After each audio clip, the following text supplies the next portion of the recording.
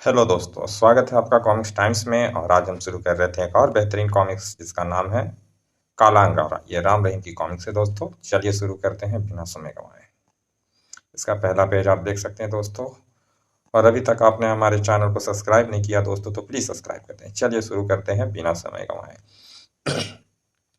जीरोलैंड भारत की दक्षिण दिशा में एक स्वतंत्र देश था जिसका किंग था जाकोला।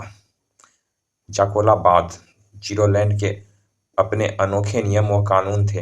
वहाँ के कातिलों, चोर, उचक्कों व अन्य अपराधियों को वहाँ का राजा, पुलिस, सेना अथवा अदालत सजा नहीं देती थी, बल्कि वहाँ की प्रजा ही सजा देती थी, बशर्ते कि वह अपराधियों से लोहा लेने की ताकत रखती हो।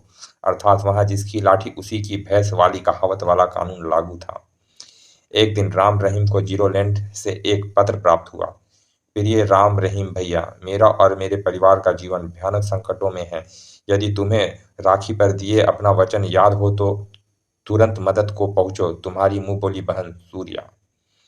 राम को तुरंत वह दिन याद हो गया जब सुकाया द्वीप से एक मिशन को पूरा करके वापस लौटते समय मार्ग में उनका जहाज तबाह हो गया था। तब अर्धमूर्छित राम रहीम का जीवन सूर्या ने अपनी जान पर खेलकर न केवल बचाया था, बल्कि अपने घर में आसरा देकर उनका सेवा सत्कार भी किया था। तुम्हारा यह एहसान हम कभी नहीं भूल पाएंगे बहन। जब बहन कहे तो तुम्हें एहसान नाम के शब्द को भूल जाना होगा भैया। फिर विदा होने से पूर्व क्या अपनी इस छोटी बहन की यह राखी तुम्हें याद रहेगी भैया? मरते दम तक बहन, इस राखी की लाज रखने के लिए यदि हमें प्राण भी निछावर करने पड़े तो हम पीछे नहीं हटेंगे। यह सारी बातें याद आते ही राम भावुक हो उठा। सूर्या को दिए गए वचन को निभाने का समय आ गया है। सफर की तैयारी करो रहीम। पहले आकाश मार्ग से, फिर समुद्र मार्ग से और अंत में घोड़ों का सफर करके 4 दिन के लंबे सफर के बाद वो जीरोलैंड की सीमा पर थे। अपने अपने पासपोर्ट व वीजा निकालो। उधर रात के समय जीरोलैंड में स्थित एक मकान पर कुछ खतरनाक लोगों ने धावा बोला। दो व्यक्ति बाहर ठह दो व्यक्ति बाहर ठहरो, बाकी मेरे साथ आओ। उनके मकान में प्रविष्ट होते ही चीखों के मध्य वही गर्जनदार आवाज उभरी, आई आई, काला अंगारा का एक भी दुश्मन जिंदा नहीं बचना चाहिए, खत्म कर दो सबको। खचाक, उफ, हाय, आई, धुप, ई, खचाक। कत्लेआम करके वे खतरनाक लोग निंजा जैसे आंधी की तरह आए थे, वैसे ही तूफान की तरह वहां से निकल गए। टप टप टप। उधर घोड़ों की वजह से राम रहीम ने होटल की वजह एक सराय में ठहरना उचित समझा। काफी रात हो गई है, अब सुबह की सूर्या के घर चलेंगे, ठीक है। और सुबह जब वे सूर्या के घर पहुंचे, अरे यहाँ इतनी भीड़ कैसी? अवश्य ही कोई दुर्घटना घटी है, आओ देखते हैं। जल्द ही उनके सामने एक दिल हिला देने वाला दृश्य उपस्थित था। ओ नो, या अल्लाह, किस हैवान ने किया यह सब? जवाब दिया उनके पीछे खड़े भीड़ में से एक व्यक्ति ने। काला अंगारा के आदमियों ने। हैं? सुनकर क्रोध से चीख उठा रहीम, कौन है यह शैतान? जीरोलैंड का बच्चा बच्चा काला अंगारा के बारे में जानता है, लेकिन उसका अता पता तुम्हें कोई नहीं बताएगा। उफ। तभी सूर्या की कराहट सुनकर राम उसकी ओर लपका। सूर्या बहन। सूर्या अभी जिंदा है रहीम, चलो इसे हॉस्पिटल ले चले। खुदा का शुक्र है, शीघ्र ही हॉस्पिटल में। और लगभग आधे घंटे के ऑपरेशन के बाद डॉक्टर, अब कैसी है सूर्या?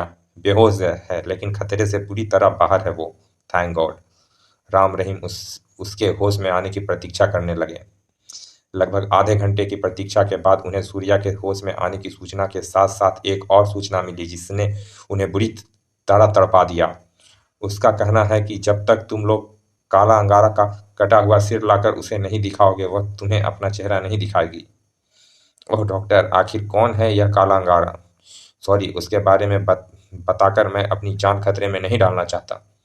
तब हमें एक बार सूर्या से मिलने की इजाज़त दे दीजिए डॉक्टर, क्योंकि काला अंगारा के बारे में अब हमें वही बता सकती है।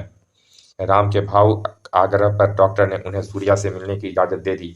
सूर्या बहन, चले जाओ भैया, वापस चले जाओ। जब तक काला अंगारा का कटा हुआ सिर लेकर नहीं आओगे, मैं तुम्हें अपना चेहरा नहीं दिखाऊंगी। हमें तुम्हारी राखी की सौगंध बहन, हम तुम्हारी यह इच्छा अपने खून की एक एक बूंद बहाकर पूरी करेंगे। लेकिन कम से कम इतना तो बता दो कि काला अंगारा है कौन। वह जीरो लैंड का सबसे क्रूरतम हत्यारा है। अब तक वह सैकड़ों लोगों को मौत के घाट उतार चुका है, लेकिन हमारे देश के कानून और नियम के अनुसार किंग व सेना उसे पकड़ने व सजा देने में मजबूर है। कुछ माह पूर्व मेरे पिता ने उसे टक्कर लेने की कोशिश की थी और उसके कुछ खास साथियों को मार डाला था। उसी का उसने हमसे बदला लिया है। मेरे पिता के बताए अनुसार वह किसी किले में अपने लड़ाकू निंजाओं के साथ रहता है, जिस तक पहुंचने का रास्ता उत्तर के लाल अंगारा से होकर है। बस इससे ज्यादा मैं कुछ नहीं जानती। बस इतना ही जानकारी काफी है बहन। अब हम तुम्हें अंगारा के कटे हुए सिर के साथ ही अपना चेहरा दिखाएंगे। और रहीम, ईश्वर मेरे भाइयों की रक्षा करना। बाहर निकलकर हमें हमें सूर्या के परिजनों का अंतिम संस्कार व सूर्या की देखभाल करने के लिए यहीं रुकना है। अंगारा की खोज में मैं अकेले ही निकलूंगा। लेकिन राम भैया, रहीम ने कुछ कहना चाहा, लेकिन फिर कुछ सोचकर चुप रह गया।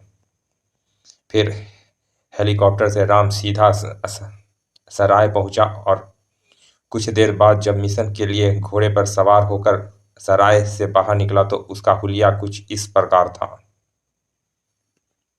लगभग 1 घंटे के सफर के बाद वो एक घाटी में जा पहुंचा। तभी ओ जरूर उस तरफ कुछ गड़बड़ है।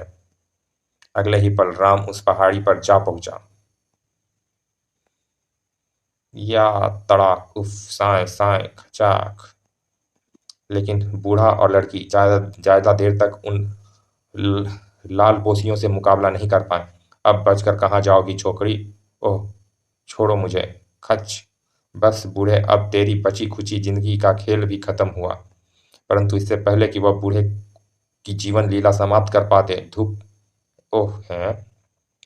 यह देख लड़की समेत सभी निंजा भी चौंक उठे। अगले ही पल टप टप टप, या वह राम था।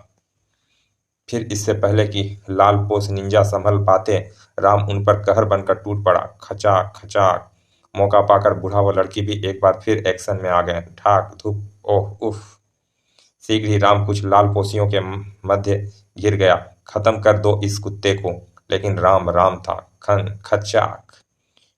उसने अमानुषी ताकत लगाकर एक जबरदस्त झटका दिया उन सबको। उफ। और राम एक बार फिर मौत का परकाल बन गया। खचाक आई खच आई। फिर जल्दी ही बचे खुचे लालपोश के हौसले पस्त हो गए। भागो। भाग गए। कौन थे ये लोग? काला अंगारा के आदमी। लेकिन तुम कौन हो बेटा? राम कहते हैं मुझे। मैं काला अंगारा की तलाश में ही निकला हूँ। फिर राम ने उन्हें अपना उद्देश्य बता दिया। आओ बेटे, पास ही मेरा घर है, बाकी बातें वहीं होगी। ठीक है, चलिए। बुजुर्गवार, आपकी काला अंगारा से क्या दुश्मनी है? दरअसल मैं उनके किले तक पहुंचने का मार्ग जानता हूँ। क्या सच? हाँ, एक बार मैं भटकता हुआ अनजाने में ही उनके किले तक जा पहुंचा था और उन्होंने मुझे अपने दुश्मन कालका का आदमी समझकर पकड़ लिया था। परंतु मैं उनकी कैद से भाग निकला। बस तभी से अंगारा के आदमी मुझे मौत के घाट उतारने की ताक में लगे हैं, जबकि मैं उनके भय से अपनी बेटी के साथ एक स्थान से दूसरे स्थान पर छिपता फिर रहा हूँ। घर पहुंचकर राम ने बूढ़े के घाव पर मरहम पट्टी कर दी। बेटे, काला अंगारा के किले तक तो तुम जैसे तैसे पहुंच जाओगे, लेकिन वहां से उसका सिर काट कर लाना बहुत मुश्किल है, क्योंकि वह हमेशा अपने असंख्य बुल फाइटरों से घिरा रहता है और वे इंसान की जान को गाजर मूली से ज्यादा महत्व नहीं देता। वैसे बेटे, तुम्हारा युद्ध कौशल देखकर मुझे लगता है कि तुम मार्शल आर्ट व कुंफू में काफी माहिर हो। इसलिए मैं तुम्हें इस आर्ट में प्रयोग आने वाले कुछ खतरनाक हथियार दूंगा। फिर उसने अपनी बेटी कोयल को अपना पुनियाना पुराना बक्सा लाने का आदेश दिया। जब कोयल बक्सा ले आई, तब अजीत पाल नाम का वह बूढ़ा एक एक कर बक्से में रखी वस्तुओं को उपयोग करने की विधि राम को समझाने लगा। बेटे, यह टोप साधारण नहीं, इसे भीतर चारों तरफ तेज धार वाला ब्लेड लगा है और इसे रेशम की इस रस्सी से हवा में दुश्मनों की ओर फेंका जाता है। इस तरह हवा में तैरता टोप बुद्ध के सिर पर जा टिका। जब रस्सी की इस तरह से झटका देते ही खट खचा, दुश्मन का सिर धड़ से जुदा हो जाएगा। फिर दूसरा झटका देने से टोप से सिर बाहर निकल जाएगी और टोप वापस तुम्हारा हाथ में आ जाएगा। खट। बहुत खूब, यह तो वास्तव में बहुत अनोखा व खतरनाक हथियार है। राम ने टोप को हेड की तरह पहन लिया। तब अजीत पाल ने लांग शू निकाले। इन्हें पहनकर जमीन पर पैर पटकने से इनके अग्रम भाग से त्रिशूल त्रिशूल नुमा छुरियां बाहर निकल जाएगी। इस तरह ठक किच। राम ने जब वह जूते पहन लिए तो अजीत पाल उसे कुछ अन्य वस्तुओं का उपयोग व उनकी विशेषता बताने लगा। यह है हंट स्टार, इनसे दुश्मन पर दूर से वार किया जाता है। राम ने वह सब कुछ संभाल कर रख लिया और कुछ देर बाद अजीत पाल और कोयल से विदा ले किले की ओर जाने वाले मार्ग पर चल पड़ा। ईश्वर तुम्हारी रक्षा करे, पता नहीं अब तुमसे दोबारा मुलाकात होगी भी या नहीं। घाटी पार करने के पश्चात जंगल का सिलसिला आरंभ हो गया। दोपहर ढल चुकी थी। उधर कुछ दूर पुराने किले में काला अंगारा सामने मैदान में चल रहे थे अपने आदमियों का प्रदर्शन देख रहा था। Who sir sir. तभी एक व्यक्ति उसके सामने पहुंचा। मास्टर, ग्रुप नंबर 21 से खबर मिली है कि अजीत पाल इस बार भी बच गया। गुर। कैसे बच जाता है वह हर बार? गुर। इस बार वह किसी निंजा के बीच में आने के कारण बचा है। उस निंजा के हाथों हमारे कई साथी भी मारे गए। ओह, तब वह जरूर हमारे दुश्मन कालका का आदमी होगा और उसने उस बूढ़े से हमारे किले का मार्ग भी जान लिया होगा। अतः अपने तमाम ग्रुप को सतर्क कर दो। वे किले की ओर आने वाले दोनों मार्ग पर सख्त निगाह रखे। जो आज्ञा मास्टर। उधर राम जंगलों में आगे बढ़ता चला जा रहा था कि अचानक उसे खतरे का आभास हुआ और वह पलक झपकते ही हवा में कालाबाजी खा गया। और ठीक तभी मेरा अनुमान ठीक निकला। दुश्मनों को मेरी हवा लग चुकी है। राम तो उन तीरों से बच गया, लेकिन उसका घोड़ा कुर्बान हो गया। हिन हिन ओह। तभी तीरों की एक बार फिर राम की ओर बढ़ी। Sir sir. तो दुश्मन उन घने पेड़ों में छिपे हैं।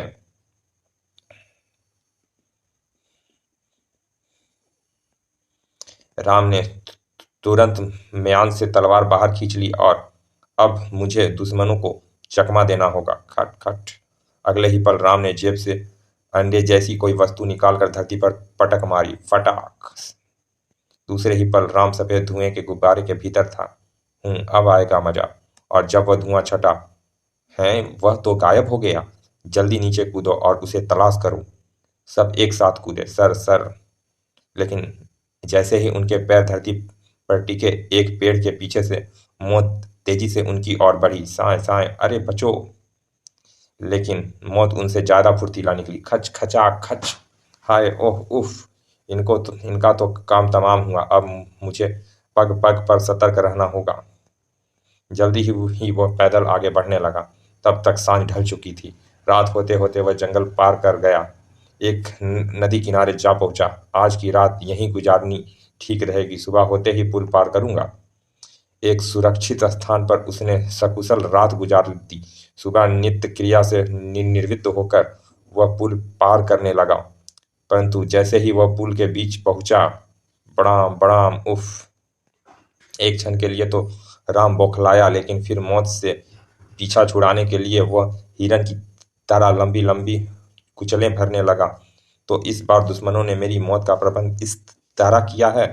और अंत में यदि उसने एक लंबी व हवाई उछाल ना लगाई होती तो शायद जंग से उसका जीवन अलग हो गया होता। एक चट्टान के पीछे छिपे कुछ भयानक चेहरे राम के चमत्कारी ढंग से बचता देख हैरान थे। गजब, यह कोई साधारण इंसान मालूम नहीं होता।